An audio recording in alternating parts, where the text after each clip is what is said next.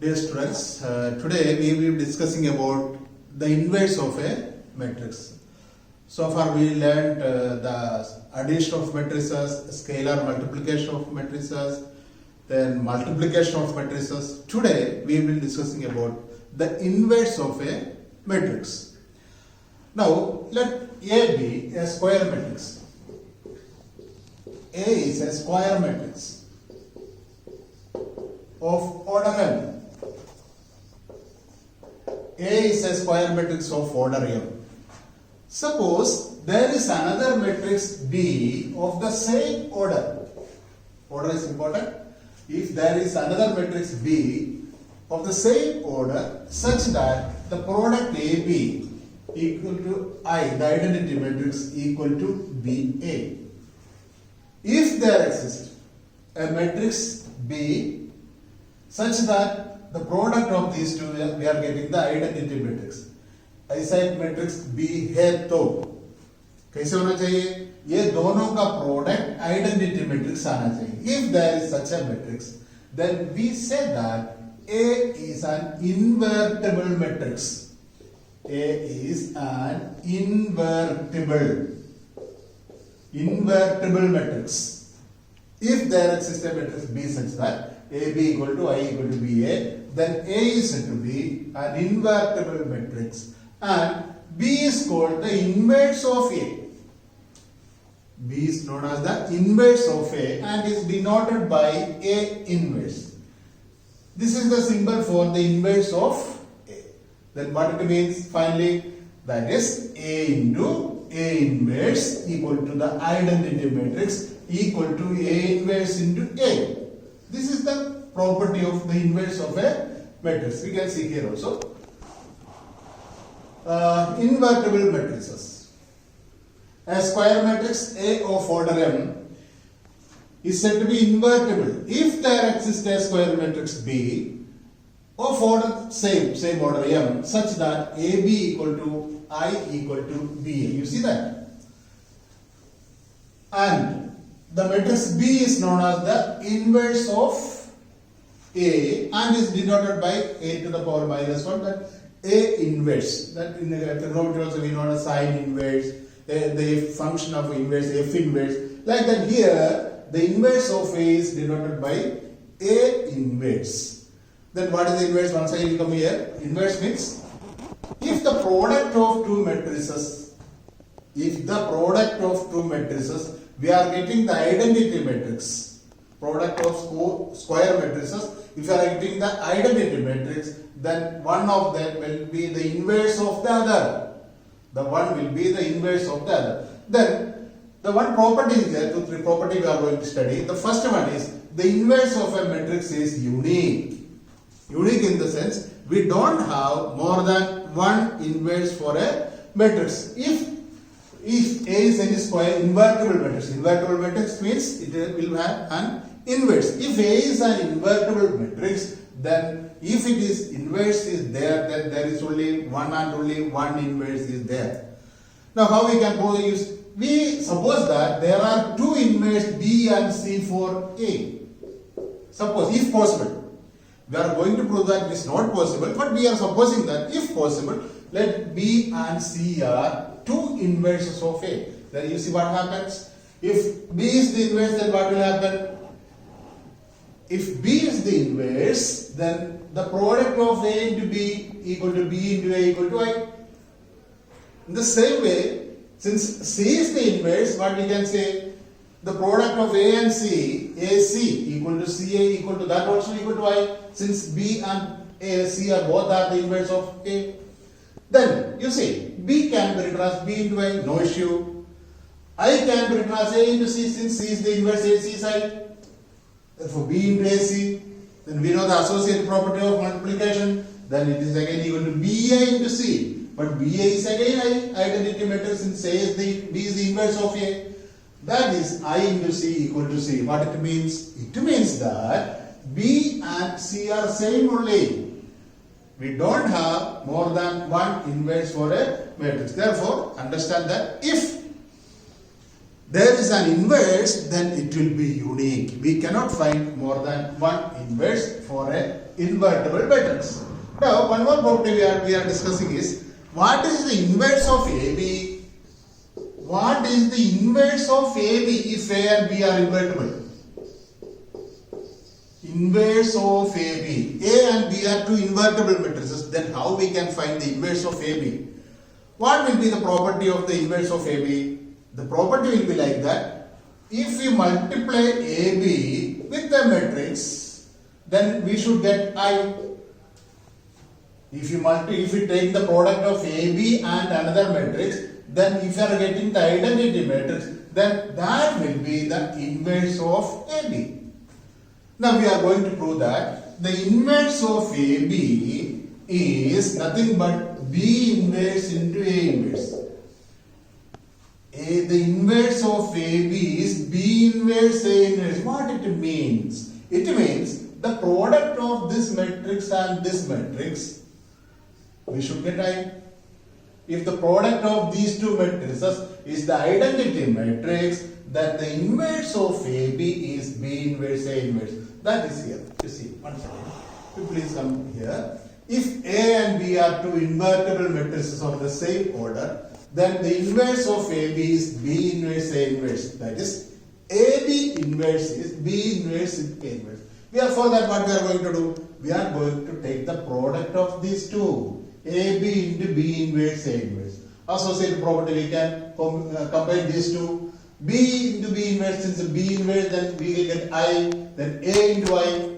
A into I is again A inverse, that is I only. Therefore, the product of these two matrices is the identity matrix. In the same way, we can prove the other one also. Both way we can prove. Therefore, it means the product of these two matrices, we are getting the identity matrix. It means that the inverse of AB is this matrix. That it is regarding the inverse of a matrix. AB is B inverse A inverse. Now the next step, what we are going to do is how we can find the inverse of a matrix. Suppose matrix, okay, what is the inverse we understood. Now how we can find the inverse of a matrix? There are two methods. One method is the method of elementary transformations.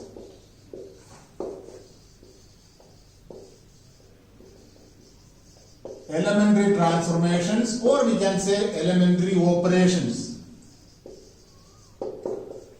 Elementary operation or elementary transformation. By the method of elementary transformations, we can find the inverse of a matrix. Now, first we will see what are the elementary transformations. There are 6 elementary transformations are there.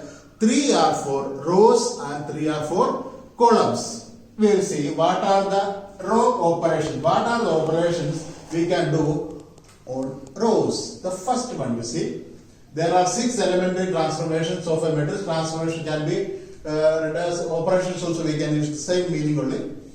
There are 6 are there. First 3 are, we are taking only row operations. The first one is the interchange of any 2 rows of a matrix. The interchange of any 2 rows of a matrix. Second one, the multiplication of the elements of any row by a non-zero number.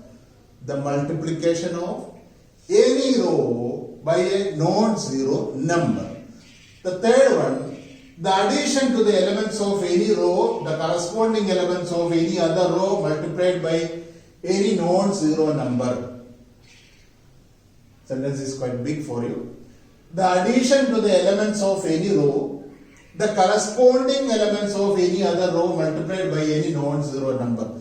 It is nothing, it is not so that much, it is simple. You can see here, if you are writing an exam, suppose 1, 2, 4, 0, minus 3, 8, 5, 7, 6. Suppose this is a matrix, square matrix. The first one is interchange of any 2 rows. If I am applying the first row operation, I am interchanging R1 is interchanged with R3. It means the first and third rows are interchanged. Then what will happen to this matrix? If you are interchanging the first and third row, the the matrix will coming. The third row will come the first 5, 7, 6. There is no change in the second one. 0, -3, 8. Then 1, 2, 4. This is the first operation. Interchange of any two rows. What was the second one? Second one is the multiplication of any row by a non-zero number. The multiplication of any row by a non-zero number. What is that? Suppose I am doing the second row is replaced by 5 into R2. R2 is replaced by 5 R2. Then what will happen? You see, that is first row no change, 1, 2, 4. The second row is multiplied by 5. It is replaced by 5 into R2. That is 5 into 0, 0. That is -15. Then 40. Then 5, 7, 6. This is the second operation. Second operation means the multiplication of, this is the first one, interchanging. Second one, if you are changing any row by the multiple of any row, if you are multiplying by a scalar. The third one, the addition that you see, the addition to the elements of any row. The addition to the elements of any row by the multiple of another row. Suppose I am changing the first row by first row plus 2 times second row. Such operations. Addition of any elements of row by a non-zero multiple of any other row. That is simple thing. What I am going to do is first row is replaced by first row plus 2 times R2. 2 times 2 into 0 is 1 plus 2 into 0. That is 1 only. Then 2 plus double of this is -6. 2 plus -6 -4. Then 4 plus 2 times R2, that will 16, that is 20. That first row is replaced by first row plus 2 times R2. Second, there is no change, 0, -3, 8, then 5, 7, 6. These are the 3 elementary row operations. It can be minus also, -2, any number we can change. Once again, I am reading that, you see. The interchange of any two rows of a matrix. Interchange of elements of row. Second, the multiplication of the elements of any row by a non-zero number. Multiply any row, we can multiply replacing that by a non-zero number. The third one, the addition to the elements of any row, the corresponding elements of any other row multiplied by any non-zero number. एक रो के साथ एक number से multiply करके दूसरे रो के साथ add करना. These are the elementary row operations. Now, in the same way, we will have column operations also. What are the column operations? In the same way, the interchange of any two columns of a matrix. The interchange of any two columns of a matrix. Second one is multiplication of the elements of any column by a non-zero number. Third one is the addition to the elements of any column, the corresponding elements of any other column multiplied by any non-zero number. एक column के साथ एक number से multiply करके दूसरा column के साथ जोड़ के लिखना. These are the 6 elementary transformations. देखो, the thing is why we are going to study these operations. That's most important. Therefore, that we will see the next also working rule for finding the inverse of a matrix using elementary transform. We started with the inverse of a matrix. Now we are discussing how we can find the inverse of a matrix. This is the working rule. Let A be an invertible matrix. Then A can be written as I into A. No issue. Then apply a sequence of some row operations. Same operations we should apply on the both sides A and I to bring the equation to the form I equal to BA. Then the matrix B will be the inverse of A. The same operation can be run on column also. First we will come here, then we will explain once again. using elementary operations how we can find the inverse of a matrix. Now, suppose A is an invertible matrix and we have to find the inverse of IA. Then A can be written as I into A. Now we have learned 3 row operations and 3 column operations, elementary transformations as we told. Now by applying row transformations on both sides, we apply some operations here.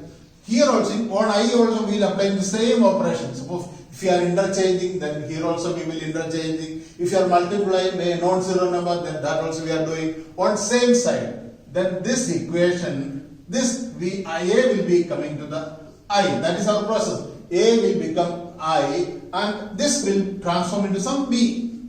It will be B into A. So that the product of AB, again we are getting the identity matrix.